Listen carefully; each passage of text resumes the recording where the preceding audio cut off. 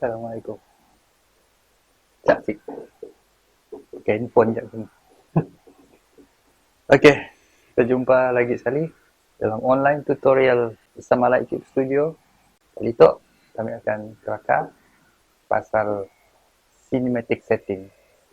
Macam ni video kita orang nampak cinematic. Ya. Yeah.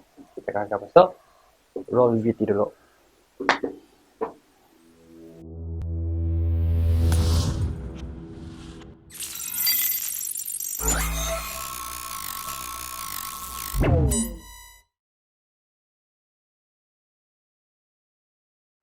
Kita jumpa lagi kali tu dalam episod keempat online videografi bersama Lightcube Studio. Jangan lupa like Facebook kami orang, share video tu supaya semua orang boleh belajar macam ni olah video dengan betul.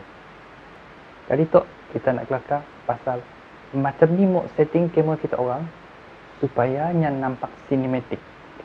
Cinematic tu maksudnya nya ada motion blur yang kita boleh nanggar macam kita nanggar cerita yang tidaknya shoot menggunakan filem. Kita mau ada look ya, kita mau motion blur ya supaya video yang kita buat lah ya nampak profesional, bukan nampak macam home video yang kita orang shoot pakai camcorder. Ni ada few setting yang kita orang perlu set dalam kamera kita orang supaya video yang kita orang shoot nang nampak cinematic. Benda tu pun dapat kita orang malah perfect in camera. Sebab mungkin kita orang dah salah shoot, kita orang convert dalam komputer untuk dapatkan look yang balik, kadang-kadang mesti menjadi hilang. The best is kita orang set terus siap.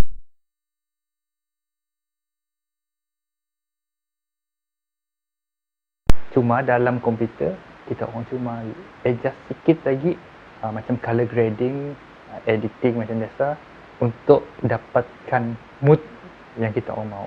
Apa setting pertama yang kita orang mesti buat lah untuk dapatkan cinematic look dalam video kita orang? Yang pertama, kita orang perlu tahu berapa frame rate untuk filem. Frame rate untuk filem ialah 23.976 frame per second. Mun ikut kamera Kinect tu, kita boleh convertnya kepada 24 frame per second. Tapi ada certain kamera yang cuma support the minimum is 25 frame per second. Dia ada beza 1 frame per second. Tapi mata kita dia akan beza 24 dengan 25 frame per second.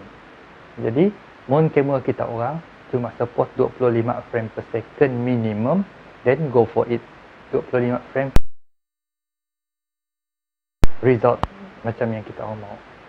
Frame rate kita stick on 24 atau 25 frame per second. 24 dengan 25 frame per second ya, nya boleh mimik meniru filem look dia juga. Walaupun si 100% macam filem look. Okey, mau kita orang tangga, tu adalah video yang kami shoot menggunakan frame rate 25 frame per second. Kita orang boleh nampak masih ada motion blur dalam video tu. Sebelah kanan adalah video yang kami shoot menggunakan 50 frame per second. Double daripada frame rate yang kami shoot di video sebelah kiri. Kita orang boleh tangga perbezaan frame rate tu menjadikan video sebelah kanan lebih smooth daripada sebelah kiri. Apa yang kita mau untuk cinematic look adalah motion blur seperti yang kita orang tangga dalam video sebelah kiri. Okey, ya adalah frame rate. Mun kita cerita pasal shutter speed, nya pun tip senang je. Kita gandakan frame rate. Dekat situ kena kan pada 25 frame per second adalah setting. Sebab dalam kamera kita akan dapat shutter speed 1/48. Yang paling dekat ialah 1/50. Jadi di situ kami boleh recommend kita guna 25 frame per second untuk frame rate dan 1/50 untuk shutter speed. Jadi dua IG ya udah matching. Kita orang dapat shutter speed yang double daripada frame rate yang kita orang guna.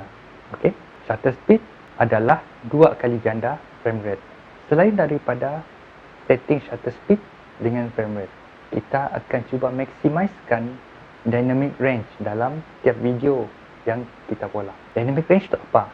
Dynamic range adalah kebolehan kamera kita untuk membezakan kecerahan dan kegelapan. Ada kamera yang mempunyai dynamic range yang rendah, ada kamera mempunyai dynamic range yang tinggi. Apa bezanya? Bezanya ialah kita akan dapat nampak lebih banyak pada bahagian video yang cerah ataupun gelap.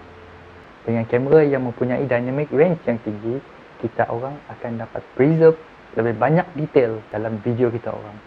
Jadi bahagian yang kena shadow, kita orang masih dapat nampak apa yang kena shadow ya. Ataupun bahagian yang kena cahaya yang kuat, kita orang masih boleh nampak.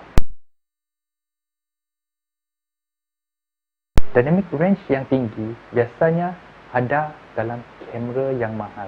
Macam kamera yang dipakai oleh tidak production besar-besar, normally kamera ya ada dynamic range yang tinggi. Jadi untuk nyuruh kamera kita itu dapat menangkap dynamic range yang tinggi macam kamera yang mahal, selalunya setidaknya akan guna profile lock. Apa profile lock? Di situ kita orang boleh lihat kami shoot menggunakan standard profile. Standard profile kontrasnya lebih tinggi. Itu adalah video yang kami shoot menggunakan profile lock. Kita orang boleh lihat lebih banyak detail yang ditangkap menggunakan profile lock. Jadi macam ni dengan lens. Lens tu kita orang boleh guna photo lens. Kita orang pun ada scene lens lagi bagus. Photo lens tu biasanya kita orang kontrolnya pun aperture dekat dalam body camera.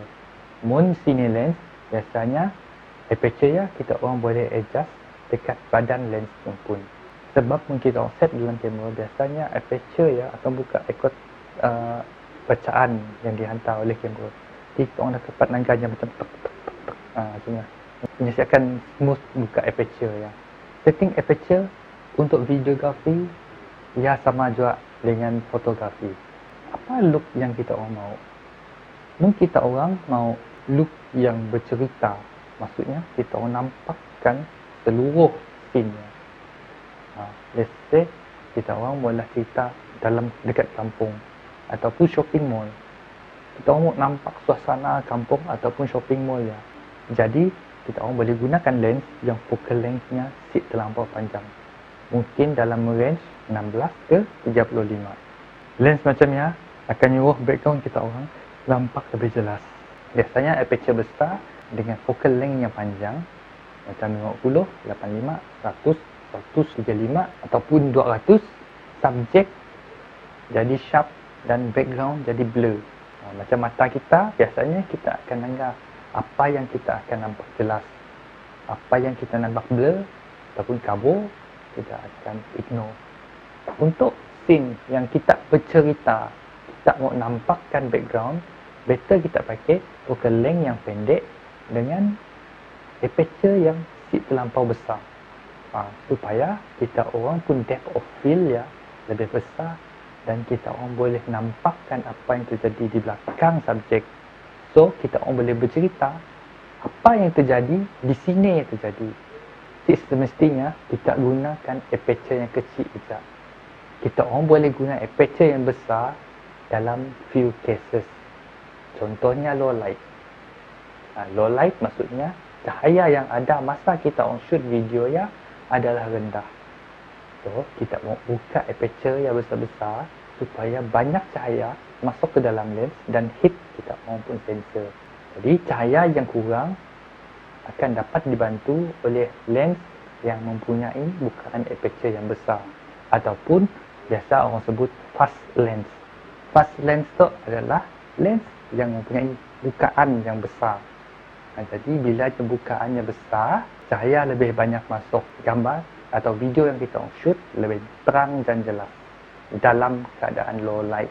Sikit tip yang kami boleh beri ialah shoot video kita yang paling bersih dan yang paling perfect dekat dengan cinematic dalam kamera terus. Apa-apa yang kita mau tambah macam grain ataupun kita mau ubah colornya sikit, kita boleh pola masa kita post processing ataupun editing. Mungkin kita orang shoot video yang dah ada grain, yang color yang kita orang dah ubah dalam kamera, susah kita mau adjust balik dalam editing. Jadi ingat yang kami share dalam episod kedua Arya, exposure triangle dengan white balance. Ya, kita orang make sure ya perfect dalam kamera. Apa-apa yang kita orang mau ubah dalam editing, kita orang boleh adjust dia dengan footage yang dah perfect daripada kamera. So, diajak untuk episod kali tu, jangan lupa like Facebook kami orang, share video tu supaya semua orang boleh belajar macam ni olah video dengan betul. Kelak kita jumpa lagi episod seterusnya. Kami akan cerita pasal monopod dengan tripod. Macam ni dan bila kita orang nak pakainya. Okey? Diajak untuk kali tu. Kita jumpa lagi kelak. Assalamualaikum. Bye.